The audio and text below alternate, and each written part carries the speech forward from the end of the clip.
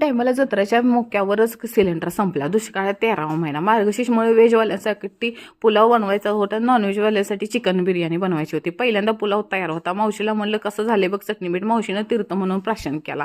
Marinate करायला chicken ठेवलं. म्हणलं शॉपिंग करून घ्यावं, ह्यांना भांडी घ्यायची होती आणि काकानं सासरवाडीला न्यायला चिरमुर आणि गोडीशेव दिली. पुलाव तयारच होता. आता चिकन बिर्याणीचा नंबर आलेला. चुलीवर मस्तपैकी बनवायला टाकलं. ह्याला म्हणलं कसं झालंय सांग.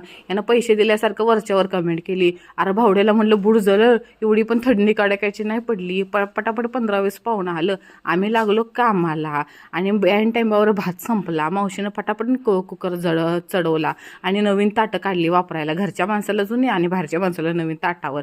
आई बघत होती खिडकीतनं किती माणसं आलेत. मामानं मोजून सांगितली एवढी एवढी संख्या आहे. माझ्याकडे ताटं करायची कामगिरी होती.